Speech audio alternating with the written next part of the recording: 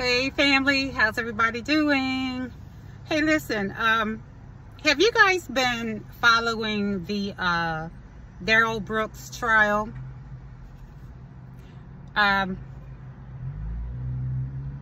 Periodically I have been watching it, you know, in between lunch breaks and from work, and running my errands and stuff, and running my teenager around. I've been trying to catch bits and pieces of it, right?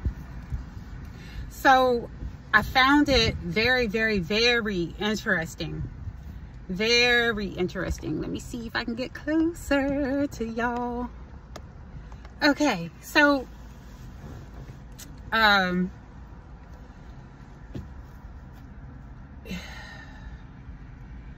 I want to choose the correct words to use about this young man.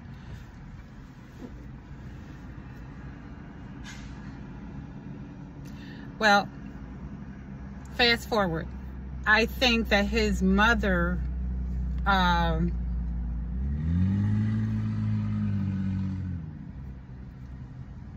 a mother, I can feel her pain.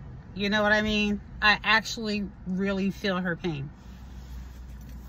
But when your children get to a certain age, you're no longer responsible for their actions. At the same time, I don't blame her or fault her for anything. You know, she is his mother at the same time, and she loves her son. Okay? I don't know what type of mother she is or has been, because you can be the perfect mother and your children still go out and do the total opposite of the things that you taught them. So I fully understand her plight. You know what I'm saying? So enough about his mother. Back to Darrell Brooks. I've never seen nothing like this trial before, ever. Never seen nothing like it.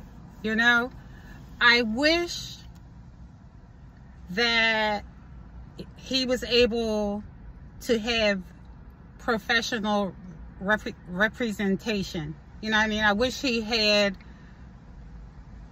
lawyers representing him. I think it would have made all the difference. I'm not saying that he would have been found not guilty, but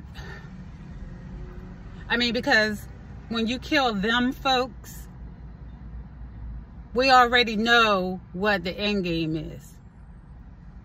You know what I'm saying? It's different from when we kill each other or they kill us. If we kill them, we already know what the end game is. When you live in a country, excuse me, y'all, when you live in a country where you're a second class, third class citizen, fourth class, because I think they put every other race ahead of us. We're like at the bottom. So when you live in a world where you're looked at as cattle, you already know things you're allowed to do, things you're allowed to say, things you're not allowed to do, things you're not allowed to say. You know, it's almost like we're programmed. Hey, well, hell, we are programmed. You know, when you have skin like mine, we already know when we open our door and come out the house and to start our day, we already know what to avoid, what not to do, and what we can do with them. Okay? Because we're going to be punished a lot harsher than any other race for doing the same crime. So we already know this, folks, right? So, oh, it's hot in here. Every time I talk to y'all, it's hot in here. So we already know what we can do and can't do, right? So what I'm saying about Mr. Brooks is, excuse me, throughout the whole trial, ooh, who's that? Okay, throughout the whole trial, this is what I did not get from the trial. What? I wanted to hear Mr. Brooks say how he was feeling when he was behind the wheel, running the people over. I wanted him to say what was on his mind. I want him to say,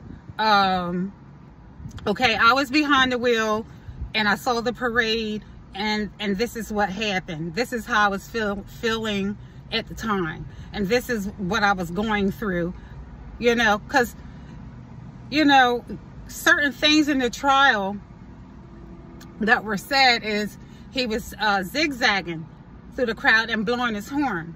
So I took that as he was trying to avoid hitting people.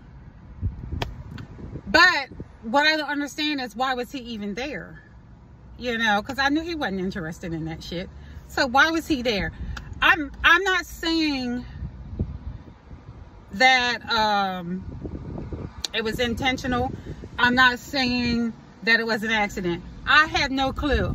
Nobody knows but him. Nobody actually knows if he meant to do it or if it's an accident but him. Straight up. Okay? So I wanted him to tell us all exactly what happened that night. And he never, ever, ever, ever said it. He never explained what happened. You know? All we were told is what he did. You know, of course they're going to make us look bad, make us look like the monsters that they are. You know, that's the biggest lie that Europeans who brought us here created about us, is that we are the only biggest criminals in the United States. They have made us into out to look like monsters to the world, when the true monsters are them. You know, what a magic trick. You know what I'm saying? And then they, yeah, turn it around. They call us the monsters when they did all the monstrous shit. You know what I'm saying? But anyway, that's another story. But I just wanted Mr. Brooks to just tell us what he did. Tell us what happened. Tell us what happened when you were behind the wheel. We want to know what you were feeling. You know what I'm saying? I know Mr. Brooks has a lot of issues, personality issues and stuff, right? I don't know him personally, but from what I've seen throughout the trial, I mean, come on now, if you're fighting for your life, are you going to care about how you sound or look? I know I'm not. So, but that's why I said I wish he had representation, you know what I'm saying? But I think he had a lot of key points. You can call him crazy, you can call him whatever, but that's a very intelligent young man. Very intelligent young man. He really, really is. To be able to get in there and represent himself, and aside, pushing his temper tantrums and stuff aside, he would have made a very good lawyer. If he I don't know how far he went in school, but he made a lot of great points and stuff, and he represented himself pretty well, you know, to not have any experience at all. I deep down in my soul do not believe that he intentionally ran those people over. Because now if he went there with the intent of killing people, he could have killed more than 6 people. Come on now, he was behind the wheel of a car. Why would he zigzag when he had just ran straight over people? You know what I mean? So if he was intending on killing those people, he could have killed a lot more than that if he went in there with intent, okay? All right, so that's why I thought it was very important for him to go ahead and tell everybody what was happening while he was behind that wheel. You know, help us to feel it, help us to understand it and see it. You know, I think that would have made a big difference. You know, like I said, Mr. Brooks, I think he has issues, anger issues. I think there's a bit of narcissism there. But other than that, my heart goes out to Darrell Brooks, okay? Because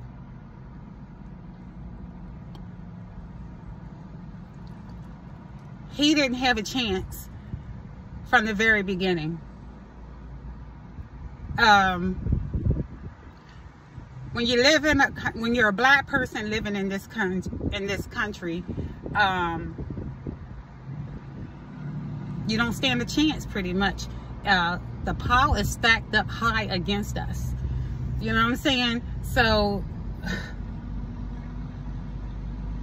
when you fuck up, you know what I mean, or when you do something they don't like, they're going to see to it that you pay. You know what I'm saying? But when they do something, you know, it's overlooked. We all know this. We all know how it goes here in the United States for us, right? So that's why my heart goes out to Mr. Brooks. Really, my heart goes out to Mr. Brooks. And then I looked at it a different way, you know? In a way, I was thinking, okay, he took one for the team. You know, do you remember, I guess it was like some time after Obama was elected, where police and white folks went on a killing spree with us black people? I mean, they was killing about 2 or 3 of us every week for like a whole year. Do you guys remember that? It wasn't nothing that we did or could do. And they weren't going to jail or getting locked up, you know, for killing us black folks. Not one person has gone to jail that I can think of for killing black folks.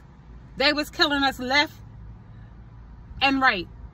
Every time I would turn on my phone, there's another black guy that's been shot back, or his knee been put on somebody, a white person put a knee on somebody's neck, or ran them out of the neighborhood, or something like that. They was killing us left and right for up to about 2 years, and nobody was going to jail for it, okay? So I wanted to look at it like, okay, Mr. Brooks, thank you, Mr. Brooks, for taking one for the team. We don't have nobody with our skin tone who's brave enough to do that, for taking one for the team. Nobody's gonna do it. So in a way, I was looking at it like that, you know, but then I'm being like they are. You know what I'm saying? I don't want to be like the superior race. You know, I don't want to be as down and dirty and dusty as they are. You know, so all I want to do is show Mr. Brooks, and I hope he watches this video, to let him know that everybody isn't against you. I'm not. I'm with you all the way. You know, I'm thinking back to when your girlfriend was on the stand and said you beat her. Now I don't support that. But like I said, you're not perfect. I'm not perfect. I'm talking about the crime that you were convicted of. I am fully in support of you. You know, I love you, man. I really do. I hope that you can get an appeal. But being as though you're the same color as I am, they may give it to you. I don't see them giving it to you. I mean, because they had you convicted before the trial. Really. They had your ass convicted before the trial, because, you know, black people are guilty until proven innocent. Okay? Where their people are innocent until proven guilty. You know, it's different laws for different skin tones. And it's different laws for different incomes. So, you know, unfortunately, we live here. You know what I'm saying? I love you, man. Just be strong. And you know, I wish I had something better to tell you. other than I'm on your side. I'm on your side, my brother.